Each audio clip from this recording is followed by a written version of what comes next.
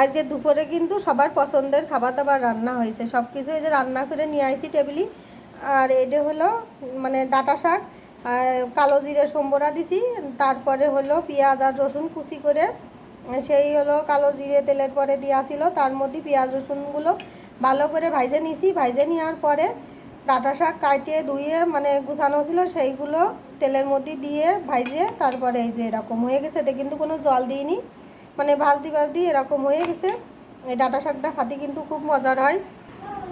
আর এদিকে যে লাউ রান্না করেছি, তো সেই লাউর খোসা কিন্তু আমি ফেলিনি, লাউর খোসা আলু দিয়ে ভাজি করেছি। আর এটাও কিন্তু কাঁচা জাল আর হলো কালো জিরে তেলের পরে সম্বরা দিয়ে তাই ভাজি করেছি। এটা খাতি যে এত ভালো লাগে, কিন্তু এতে কিন্তু আজকে পেঁয়াজ রসুন কিছু দিইনি। অন্য দিন দুই একদিন মানে পেঁয়াজ রসুন দিয়েও ভাজি করি, কিন্তু আজকে মনে হলো যে কালো জিরে তেলের পরে কাঁচা জাল তেলের পরে দিয়ে ভাজবো, তাই ভাজেছি। এদিকে কিন্তু বাইরে প্রচণ্ড করে ঝড় উঠে গেছে, বাতাস ছাড়িছে বুঝেছেন দুপুরবেলা এখন। আর এদিকে আছে হলো লাউ বড়ির তরকারি, লাউ দিয়ে আর হলো দেশি ট্যাংরা মাছ দিয়ে রান্না করেছে। আর এই ট্যাংরা মাছে না একদম ডিম ভর্তি, খাতি যে কি ভালো হয়েছে, মানে তরকারিটা আসলে অনেক সুন্দর হয়েছে। আর লাউ দিয়ে বড়ি দিয়ে তরকারি রান্না করলে তো এমনি খাতি সুন্দর হয়, এ তো আর বলা লাগে না।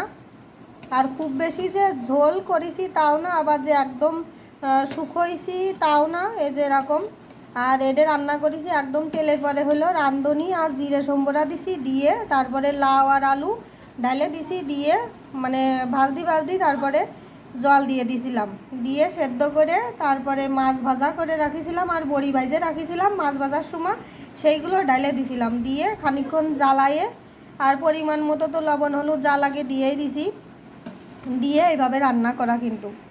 আর এই তরকারিটা কিন্তু আমার খুব পছন্দের, মানে আজকে যা যা রান্না হয়েছে সবারই খুব পছন্দের। তা আপনাদের এরকম মানে একদম সাদামাটা তরকারি খাতি কীরকম লাগে অবশ্যই কিন্তু কমেন্ট করে জানাবেন। আর আমাদের কাছে তো ভালো লাগে বললামই।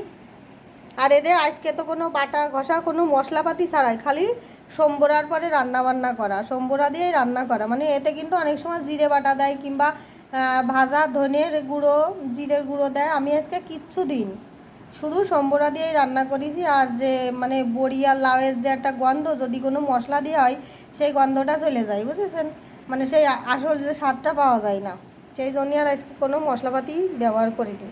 এই যে রান্নাবান্না তো দেখাই দিছি, এখন এই যে 2 মনুজনই ভাত গুছাইছি, আর সাথে কিন্তু কাসন্দি আছে, শাকের সাথে কাসন্দি খেতে কিন্তু খুব ভালো লাগে।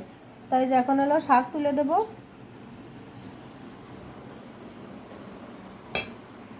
আর আমার বড় মনু কিন্তু শাক সবজি খুবই পছন্দ করে, আর ছোটো মনু পছন্দ করে না, কিন্তু ওই জোরপূর্বক পছন্দ করাতেই হয় আর কি।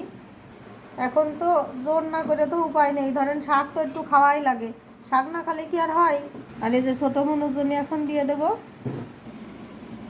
ওরেও অল্প করেই শাক দিবি, কারণ এইটুকু খাওয়াই ওর জন্য খুবই কষ্টকর বিষয়।